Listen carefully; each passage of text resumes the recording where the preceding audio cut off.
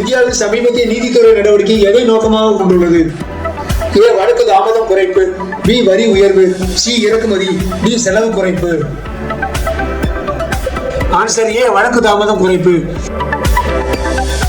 இந்தியாவின் புதிய ஆற்றல் கொள்கை முக்கியமாக என்ன? ஏ இறக்குமதி, பி நிலக்கரி, சி டீசல், டி புதுப்பிக்கத்தக்க ஆற்றல். ஆன்சர் டி புதுப்பிக்கத்தக்க ஆற்றல். இந்தியாவின் சர்வதேச கூட்டாண்மை முக்கியமாக எதை நோக்கமாக கொண்டுள்ளது? ஏ பல்துறை ஒத்துழைப்பு, பி தனிமைப்படுத்துதல், சி வரி உயர்வு, டி ஏற்றுமதி தடை. ஆன்சர் ஏ பல்துறை ஒத்துழைப்பு. இந்தியாவில் பெண்கள் நல திட்டங்கள் எதை வலியுறுத்துகின்றன? ஏ செலவு குறைப்பு, பி வரி உயர்வு, சி இறக்குமதி, டி பொருளாதார சுய நிறைவு.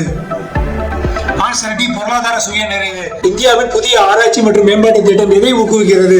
ஏ புதுமை, பி வரி உயர்வு, சி இறக்குமதி, டி செலவு குறைப்பு. ஆன்சர் ஏ புதுமை. இந்தியாவின் ஒட்டுமொத்த வளர்ச்சி அணுகுமுறை எதை வலியுறுத்துகிறது?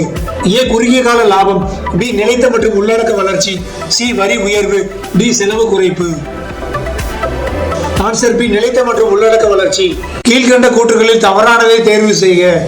ஏ மத்திய பட்ஜெட் 2026-27 உள்கட்டமைப்பு முதலீடுக்கு அதிக முக்கியத்துவம் அளிக்கப்பட்டது.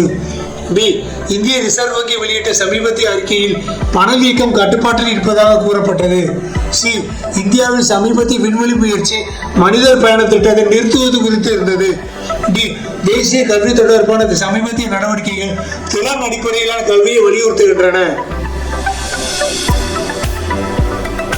ஆன்சர் சி இந்தியாவில் சமீபத்திய விண்வெளி முயற்சி மனிதர் பயண திட்டத்தை நிறுத்துவது குறித்து இருந்தது. கீழ்கண்ட கூற்றுகளை பரிசீலிக்கவும். கூற்று மத்திய பட்ஜெட் 2026-27 உள்கட்டமைப்பு முதலீடு அதிகரிக்கப்பட்டுள்ளது. காரணம் உள்கட்டமைப்பு முதலீடு நீண்டகால பொருளாதார வளர்ச்சிக்கு ஆதாரமாக கருதப்படுகிறது.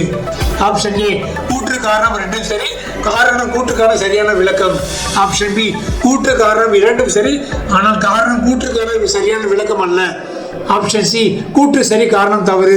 ஆப்ஷன் டி கூற்று காரணம் இரண்டும் தவறு. ஆன்சர் ஆப்ஷன் ஏ கூற்று காரணம் ரெண்டும் சரி, கூற்று காரணத்திற்கான சரியான விளக்கம்.